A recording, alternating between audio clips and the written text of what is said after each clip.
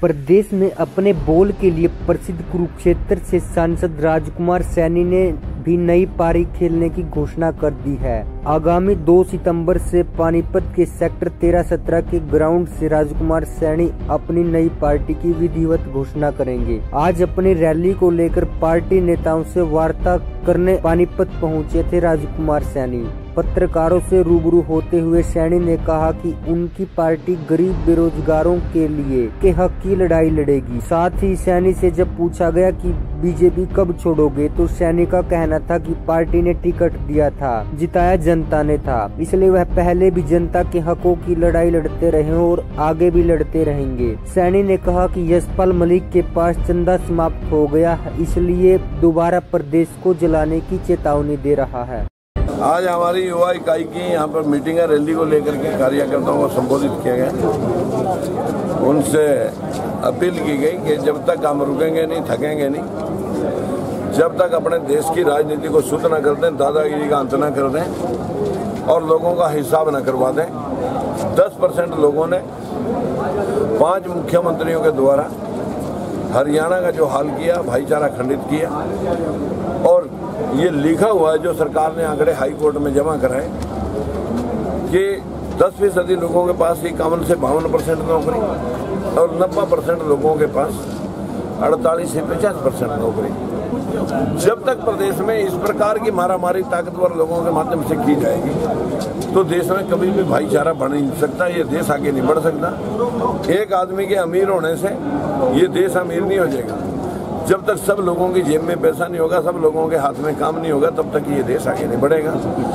हम 100% आरक्षण, एक परिवार एक रोजगार, हम 2 हमारे 2।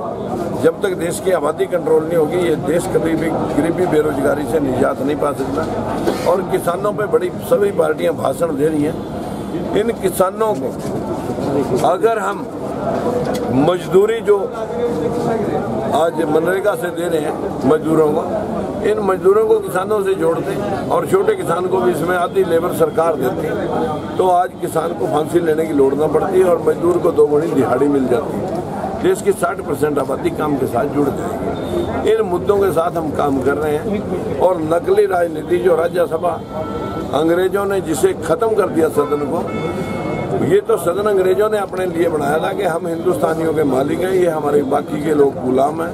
लोअर सदन में वो बैठेंगे, अपर सदन में हुक्म देंगे।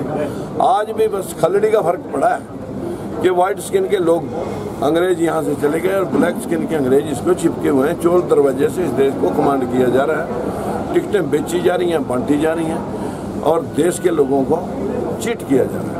इसको रैली के बारे में क्या बताएंगे? और पानीपत को 2 सितंबर को हम रैली करके यहाँ से जनता के बीच में जाने वाले हैं। हमने लोकतंत्र सुरक्षा मंच, पहले एक सोशल ऑर्गेनाइजेशन खड़ा किया, अब हम लोकतंत्र सुरक्षा पार्टी के रूप में जनता के बीच में जाने वाले हैं। 2 सितंबर को हम पानीपत से चौथी लड़ाई के रूप में एक आगाज करेंगे। जाट नेता यशपाल मलिक ने दोबारा धरने की चेतावनी दी।